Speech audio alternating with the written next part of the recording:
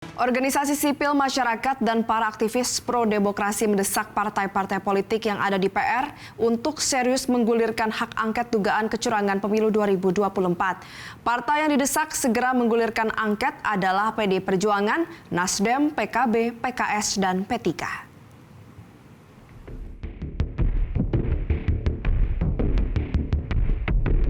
Desakan agar partai-partai politik di DPR segera menggulirkan angket dugaan kecurangan pada pemilu 2024 terus disuarakan berbagai kalangan.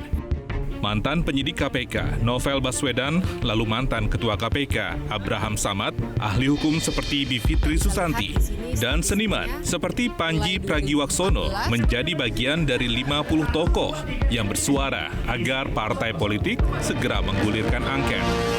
Dalam surat bertanggal 8 Maret 2024, para tokoh meminta Ketua Umum PDI Perjuangan, Nasdem, PKB, PKS, dan P3 untuk tidak ragu menggerakkan fraksi-fraksi anggota DPR untuk mengajukan dan melakukan hak angket penyelenggaraan pemilu 2024.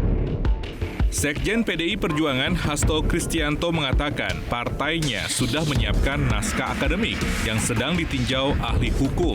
Hasto mengatakan PDIP tidak ingin kalah oleh pemerintahan otoriter jilid kedua.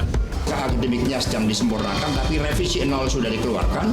Sekarang juga sedang mendapat review dari beberapa pimpinan civil society, beberapa pakar hukum, beberapa pakar IT, dan pada saat bersamaan itu kita bangun kesadaran bahwa yang ingin kita benahi adalah rusaknya nilai-nilai demokrasi. Jangan sampai seperti pemilu 71, ketika kekuatan untuk mengoreksi itu kalah, kemudian ini akan menjadi basis bagi pemerintahan otoriter jilid kedua. Sementara itu, Ketua Umum Partai Kebangkitan Bangsa Muhaimin Iskandar mengatakan tidak perlu menunggu partai lain karena PKB pasti akan mendorong angket.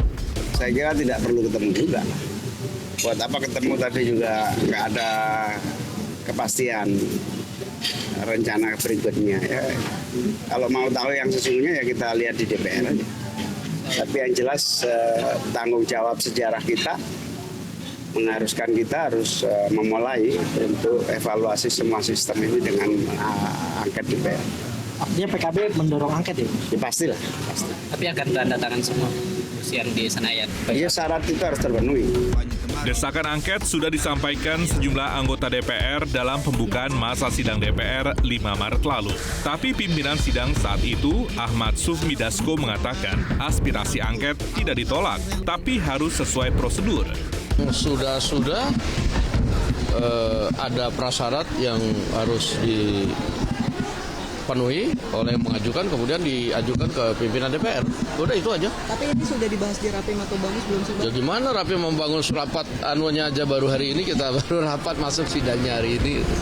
Sementara itu, penghitungan suara hasil pemilu 2024 di tingkat kota kabupaten molor dari jadwal yang ditetapkan. Dalam surat yang diedarkan KPU disebut ada beberapa kota kabupaten yang belum menyelesaikan rekapitulasi karena kendala dan faktor situasi di luar kendali. Tim Liputan Metro TV. Jelajahi cara baru mendapatkan informasi. Download Metro TV Extend sekarang.